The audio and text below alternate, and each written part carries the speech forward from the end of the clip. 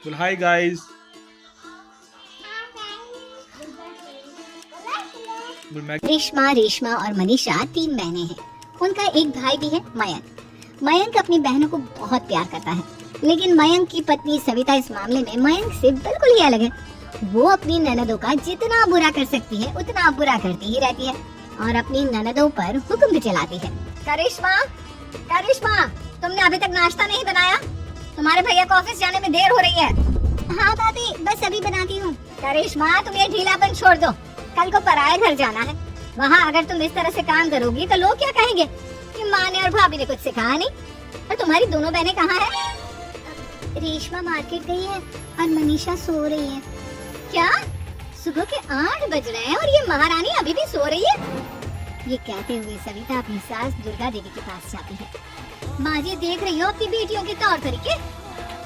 क्या हुआ बहू, सुबह सुबह क्या कर दिया मेरी बेटियों ने? अरे एक तो अभी अभी उठकर किचन में गई है, दूसरी सुबह सुबह बाहर चली गई और तीसरी अभी तक सो रही है। क्या करूं मैं इन तीनों का, मैं तो परेशान हो गई हूँ। जा जाकर उठा उसे और रेशमा से मैं बात करती हूँ। सविता सीधा मनीषा के कमरे में जाती है और उससे कहती है, महारानी जल्दी उठो, सूरज सर पर आ गया है। भाभी थोड़ी देर और सोने दो ना, मैं रात को लेट सोई थी।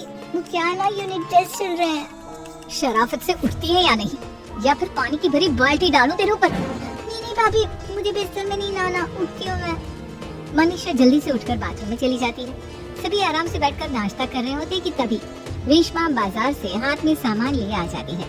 रेशमा को देखते ही सविता उस पर बरस पड़ती है। लो, आ गई महारानी। ऐसा भी क्या सामान लाना था जो सुबह आंख मलते ही बाजार की तरफ रवाना हो गई? भाभी, कल आप ही तो चीख रही थी कि घर का सारा सामान मुझे ही लाना पड़ता है, घर में किसी को भी किसी काम से कोई लेना देना नहीं है। अब मैं बाजार जाकर सामान ले आई तो आपको इस बात से भी तकलीफ हो रही है?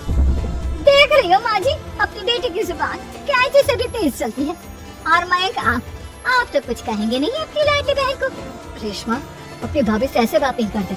चलो माफी मांगो। भैया, मैं क्यों माफी मांगू? आप भाभी से बोलिए ना कि हम पर कम हुक्म चलाया करें। हम इस घर की बेटियां हैं और आपकी पत्नी की ननद है, नौकरानी नहीं। लो कर लो बात। इनकी भलाई के लिए कुछ भी बोलो तो इन्हें बुरा लग जाता है। इस घर में यही इज्जत है मेरी। देख लो माँ जी, आपकी बेटी किस लहजे में मुझसे बात कर रही है। सविता वहाँ से चली जाती है। मयंक को बहुत गुस्सा आता है, वो भी वहाँ से चला जाता है। फिर करिश्मा रेशमा को समझाती है। रेशमा, तुम्हें भाभी से माफी मांग लेनी चाहिए थी ना। लेकिन दीदी, मैंने कुछ किया ही नहीं, तो मैं माफी क्यों मांगू? हाँ करिश्मा दीदी, रेशमा दीदी जैसे ही घर में आई भाभी ही उन पर चिल्ला रही थी। हाँ, मैं मानती हूँ कि गलती भाभी की थी।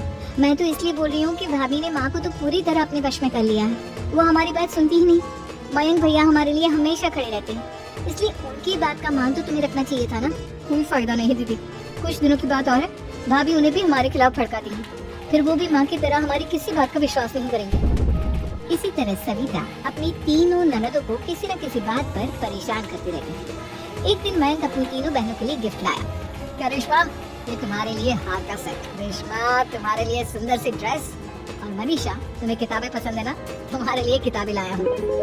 थैंक यू भैया। थैंक यू भैया। थैंक यू भैया। करिश्मा, तुम्हारा नेकलेस कितना सुंदर है, ये भैया कहाँ से ले आए होंगे? मैंने भैया को 3 दिन पहले फोन पर ये डिजाइन दिखाया था और आज भैया ये ले आए। सविता तो अपनी ननदों की गिफ्ट्स देखकर जल गई और करिश्मा का नेकलेस तो उसे भी बहुत पसंद आया था। अपनी बहनों के लिए कितना अच्छा नेकलेस लेकर आए हैं, मुझे कभी कोई गिफ्ट नहीं दिया। मैं आज ही ये हार चुरा लूं। रात में सविता करिश्मा का हार चुरा लेती है और इसी तरह उसे अपनी ननदों की जो भी चीज अच्छी लगती वो उसे मांगती नहीं, बल्कि रात के अंधेरे में चुरा लेती। इसी तरह दिन बीतते गए और सविता ने मयंक के दिल में भी उसकी बहनों के लिए नफरत पैदा कर दी। एक दिन मयंक ने करिश्मा और रेशमा के लिए रिश्ता देखा और ये बात उसने घर में सबको बताई। माँ, करिश्मा और रेशमा के लिए बहुत अच्छा रिश्ता आया है, वो लोग कल इन्हें देखने आ रहे हैं। आप और सविता मिलकर सारी तैयारी कर लेना। ये सुनकर करिश्मा और रेशमा खुश हो जाती हैं, लेकिन सविता सोचती है अगर इन दोनों बहनों की शादी हो गई तो घर और बाहर का काम कौन करेगा? मनीषा तो एक नंबर की कामचोर है, उससे तो किसी बात की उम्मीद लगाना ही बेकार है। मुझे इस शादी को रोकना होगा। अगले दिन सभी लड़के वालों के स्वागत की तैयारी करने में लगे होते हैं। तभी मयंक अपनी बहनों से आकर कहता है, तैयार हो गई तुम दोनों? देखो दोनों लड़के बहुत अच्छे हैं, मैं कोई कसर नहीं छोड़ना चाहता। इसलिए तुम उनके सामने अच्छे से बिहेव करना और अपनी भाभी से लड़ने मत लग जाना। करिश्मा, तुम वो नेकलेस पहन लो ना जो मैं तुम्हारे लिए लाया था।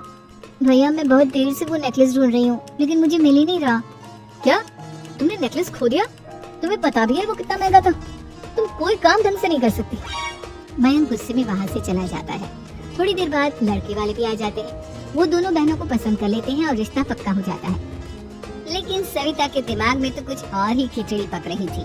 वो पंडित जी के पास करिश्मा की कुंडली लेकर जाती है और उन्हें पैसे देकर करिश्मा की कुंडली बदलवा देती है। जब लड़के वालों के पास करिश्मा की कुंडली जाती है तो वो दुर्गा को फोन करते हैं। बहन जी, हमने करिश्मा की कुंडली अपने पंडित जी को दिखाई थी। आपकी बेटी की कुंडली नहीं बल्कि दोषों का पिटारा है। देखिए, मैं और मेरे पति इन सब बातों में बहुत विश्वास करते हैं, इसलिए हम आपकी बेटी से अपने बेटे की शादी नहीं करा सकते। इस तरह करिश्मा का रिश्ता टूट जाता है और सभी घर वालों को बहुत दुख होता है। अब कविता सोचती है, चलो करिश्मा का तो रिश्ता टूट गया, अब रेशमा का भी रिश्ता तोड़ना है। क्या करूं? अब सविता आवाज बदलकर किसी अननोन नंबर से रेशमा के होने वाले ससुराल में फोन करती है। हेलो, मैं कौन हूँ कौन नहीं ये आपके लिए जानना जरूरी नहीं, बस इतना सुन लो कि रेशमा का 2 साल से किसी के साथ अफेयर चल रहा है। बस रेशमा का रिश्ता तोड़वाने के लिए सविता का इतना कहना काफी था। अब रेशमा का भी रिश्ता टूट गया। मयंक और दुर्गा दीदी ने रेशमा को खूब खरी खोटी सुनाई और उससे बार बार उस लड़के के बारे में पूछने लगी। आप दोनों मुझे क्यों परेशान कर रहे हो? अरे कोई लड़का होगा मेरी लाइफ में तो मैं बताऊंगी ना, जब कोई है ही नहीं तो कहाँ से लाऊं मैं कोई लड़का? तेरे होने वाले ससुराल वालों को फोन किसने किया था? मैं नहीं जानती किसने फोन किया था, मैं सच कह रही हूँ। मैं तो पहले ही कह रही थी इसकी लगाम खींच कर रखो, लेकिन मेरी सुनता ही कौन है? आप चुप रहिए भाभी, ये सब आपका ही किया करा। अब तीनों बहनों को विश्वास हो जाता है कि ये सब उनकी भाभी ही कर रही है। तीनों बहनें अपनी भाभी को सबक सिखाने के लिए एक वकील कर लेती हैं और घर में हिस्सा मांगा। देखो भैया, माँ बाप की जायदाद में जितना बेटों का हक होता है उतना ही बेटियों का, इसलिए इस घर के 4 हिस्से होंगे और हमें अपना हिस्सा चाहिए। मैंने तुम्हारे लिए क्या क्या नहीं किया और तुम इस घर में हिस्सा मांग रही हो? भैया, आप और माँ हम बहनों की कोई बात नहीं सुनते हो और भाभी हमारी शादी नहीं होने देगी क्योंकि उन्हें लगता है कि आप हमारी शादी में ज्यादा पैसा लगाओगे और उन्हें हम जैसी फ्री की नौकरानी कहाँ मिलेगी। तो हम भाभी के साथ तो रह नहीं सकते, हम बहनों को अपना हिस्सा चाहिए। अरे तुम्हें शर्म आनी चाहिए अपनी भाभी पर ऐसा इल्जाम लगाते हुए। वो तुम्हारे बारे में कितना सोचती है। हाँ माँ, भाभी हमारे बारे में बहुत सोचती है, दिन रात बस यही सोचती रहती है कि किस तरह से अपनी तीनों ननदों को परेशान करूं और कभी मुझे पढ़ने भी नहीं देती। दोनों बहनों का रिश्ता भी तो इन्होंने ही तोड़वाया है और रात में हमारे कमरे में आकर हमारी चीजें भी चुराती हैं। इसी तरह सविता की तीनों ननदें अपनी बात पर अड़ी रही। अब कोर्ट में तारीख भी शुरू हो गई। जब सविता को लगा कि उसकी तीनों ननद इतनी आसानी से नहीं मानने वाली, तो उसने अपने पति और सास को सारी सच्चाई बता दी और अपनी तीनों ननद से माफी मांगी। मयंक और दुर्गा को भी अपनी गलती का एहसास हो गया। अब सविता खुद करिश्मा और रेशमा के लिए अच्छा रिश्ता ढूंढती है और उनकी शादी करवाती है।